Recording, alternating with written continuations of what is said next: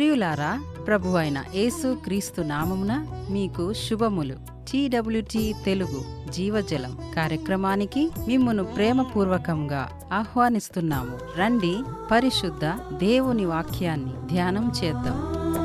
గ్రహించలేకున్నాను నా జీవిత విలువను, తెలుసుకొనకున్నాను నీ చిత్తమును.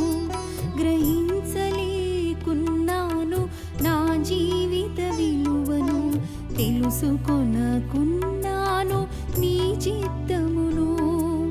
తెరువుము తెరువుము మనోనేత్రము, కనపరచుము కనపరచుము ప్రియమైన శ్రోతలు, రేడియో వర్తమానాల ద్వారా ఆధ్యాత్మికంగా ఎదుగుతూ ఉన్నారని నమ్ముతూ మీ కొరకు ప్రార్థిస్తూ ఉన్నాం. ముందుగా ప్రార్థన చేసి దేవుని యొక్క సహాయాన్ని కోరుకుందాం. ప్రేమగల పరిశుద్ధుడా, మీ వాక్యాన్ని ధ్యానిస్తూ ఉండగా సహాయం చేయమని ప్రార్థిస్తున్నాం. చేరివచ్చిన మా ప్రియులందరినీ, వారి కుటుంబాలను మీరు దర్శించండి. అనారోగ్యంతో బాధపడుతున్న వారికి ఆరోగ్యమును, నెమ్మది లేని వారికి నెమ్మదిని, ఆత్మీయంగా ఎదగాలని ఆశపడుతూ వర్తమానాన్ని వినటానికి ఆసక్తితో వచ్చిన మా ప్రియులను ప్రత్యేకమైన రీతిలో దర్శించుమని, ఆత్మీయ మేలును అందించుమని మీ ప్రియ కుమారుడైన యేసుక్రీస్తు పరిశుద్ధ నామమున ప్రార్థిస్తున్నాము పరలోకపు తండ్రి. ఆమెన్.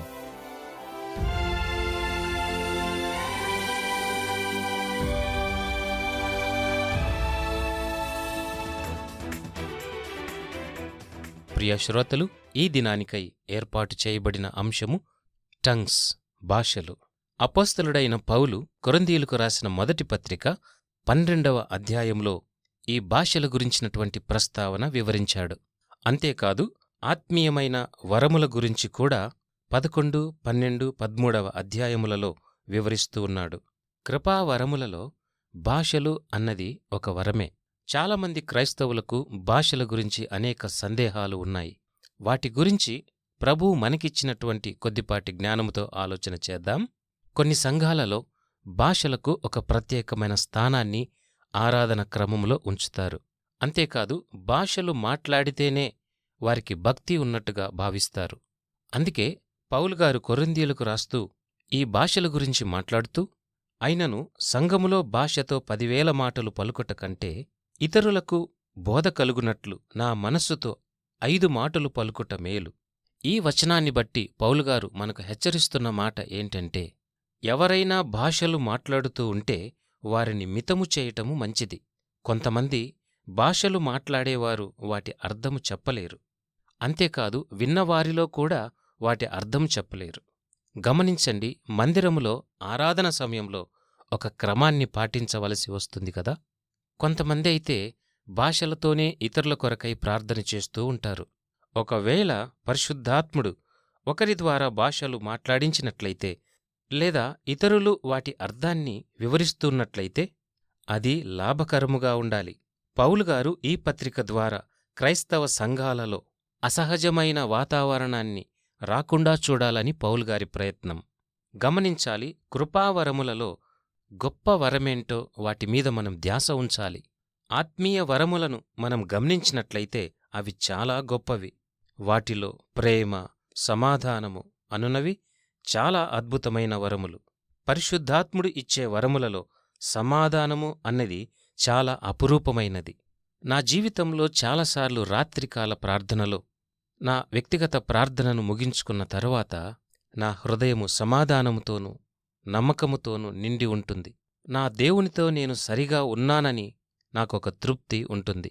ప్రియ శ్రోతలు, మరి మీరు కూడా మీ వ్యక్తిగత ప్రార్థన తరువాత ఇలాంటి సమాధాన వాతావరణాన్ని అనుభవిస్తూ ఉన్నారా?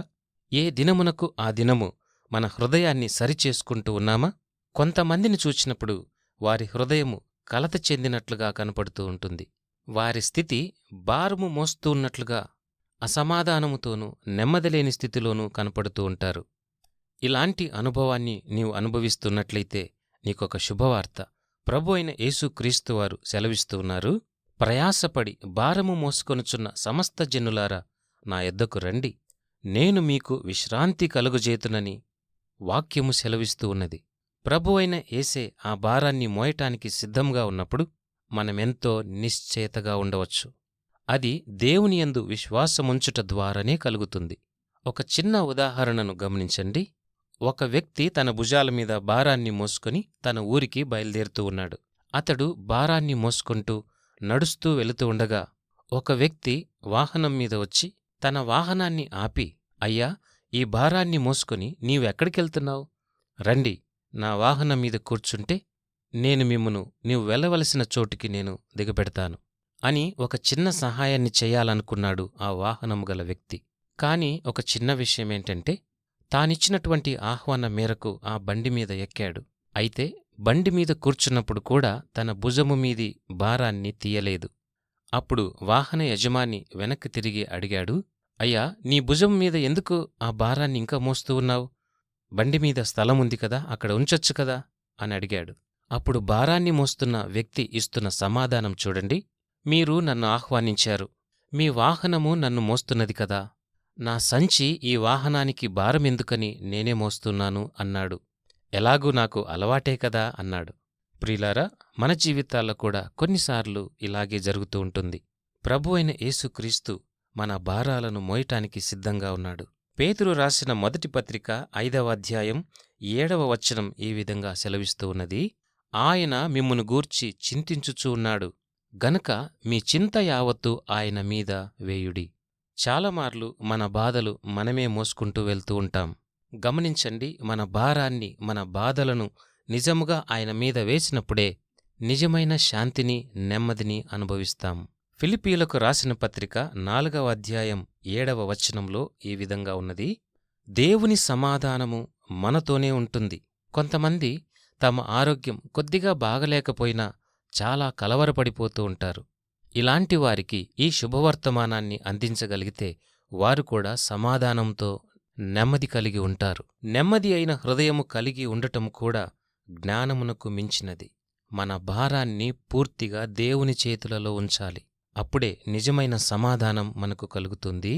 మనకు పాప క్షమాపణ ఉన్నప్పుడు దేవుని సమాధానం మనలో ఉంటుంది. ఇంకా మనలో ఏ అపరాధమూ ఉండదు. ఇది ఎంత గొప్ప వరం!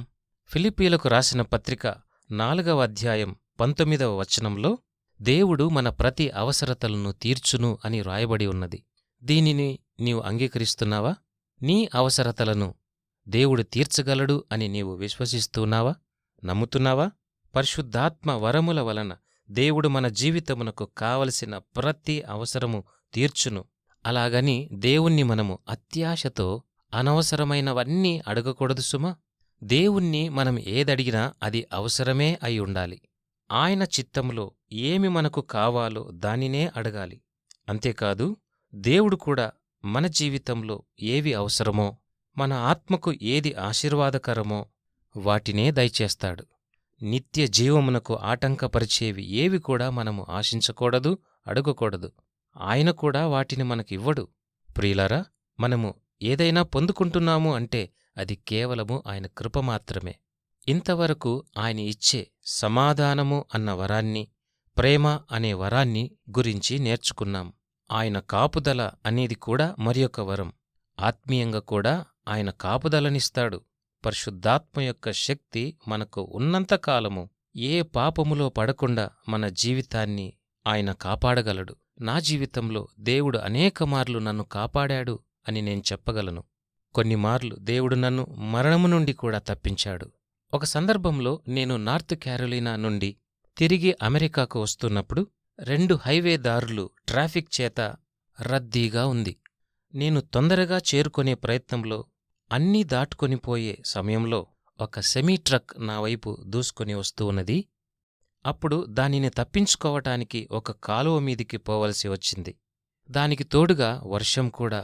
దారి అంతా వర్షం వలన జారుడుగా ఉంది. నేనేమో మళ్లీ రహదారి మీదికి రావాలని ప్రయత్నం చేస్తూ ఉన్నాను. కాని అది నా వల్ల కావటం లేదు. ఆ సమయంలో దేవుని యొక్క హస్తము నా మీద ఉన్నదని నాకర్థమైంది. ఆయన ఆ సమయంలో నా జీవితాన్ని కాపాడాడు. దేవుని నామమునకు మహిమ కలుగునుగాక. మీలో కొంతమందికి ఇలాంటి అనుభవం ఎదురయ్యి ఉంటుంది. మీలో ఎవరికైనా ఇలాంటి క్లిష్టమైన పరిస్థితి ఎదురైనప్పుడు దేవుని సహాయాన్ని వెదుకుతూ ప్రార్థన చేయండి. తప్పక దేవుడు కాపాడుతాడు. ఆయన సహాయం చేసే దేవుడు. ఆ గొప్ప ప్రమాదము నుండి దేవుడు నన్ను తప్పించిన రీతి మిమ్మును కూడా తప్పించగలడు. ఇలా నా జీవితంలో చాలా మార్లు దేవుని యొక్క సహాయాన్ని నేను చూశాను. ఒకసారి నా తలకు దెబ్బ తగిలింది. ఆ సమయాన యువకుడైన ఒక ట్రక్ డ్రైవర్ తన అద్దాలు పెట్టుకోకుండా డ్రైవింగ్ చేస్తూ వస్తున్నాడు. డ్రైవింగ్ లైసెన్సు నియమాల ప్రకారం అద్దాలు ఖచ్చితంగా పెట్టుకోవాలి. అతనికి ఆ అద్దాలు లేనందువలన ఈ ప్రమాదం జరిగింది. చనిపోయే పరిస్థితి అది. పోలీసువారు అతనిని అన్ని విధాలుగా ప్రశ్నించినా ఏ లాభమూ లేకపోయింది. మొత్తానికి దేవుడు మరణము నుండి నన్ను తప్పించాడు. ఆయన యొద్ద క్షమాపణ ఉన్నది.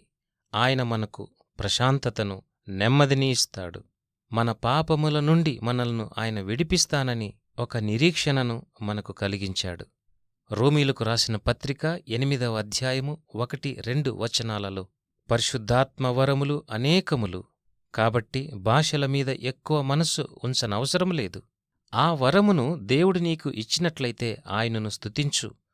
ఒకవేళ లేనట్లయితే దాని గురించి ఎక్కువగా ఆలోచన చేయవద్దు. ప్రియ శ్రోతలు, నీ ధ్యాస విశ్వాసము, నిరీక్షణ, ప్రేమ అను వాటిమీద ఉంచాలి. అన్నింటిలో ఇవే శ్రేష్టమైన వరములు. ఇవి నీలో ఉన్నట్లయితే పరిశుద్ధాత్మలో బలపడతావు. అవి లేనట్లయితే దేవుని దగ్గర నుండి అవి సంపాదించుకో. అప్పుడు నీవు ఆయన కొరకు సాక్షిగా ఉంటావు. నీవు పొందిన ఈ గొప్ప వెలుగును ఇతరులకు కూడా పంచటానికి ఇష్టపడతావు. భాషల వరము దేవుడిచ్చిన వరమైనా అది ప్రతి ఒక్కరికీ అవసరం కాదు. ముఖ్యంగా సంఘాన్ని బలపరిచే వరాలు బోధన, ప్రవచనము, ప్రేమ ఇవే ముందుగా ఉండాలి. వరాల కంటే ముందు ఆత్మఫలం, అదే ప్రేమ, సంతోషము, సమాధానము, సహనము, దయ ఇవే వ్యక్తిగతముగా మరియు సంఘములో ఎక్కువ అవసరం. భాషల వరము అవసరమైన చోట ఉపయోగపడుతుంది. కాని సంఘాన్ని నిర్మించటానికి, దేవుని రాజ్యాన్ని విస్తరింపచేయటానికి మరి ఎక్కువగా వరాలు అవసరం.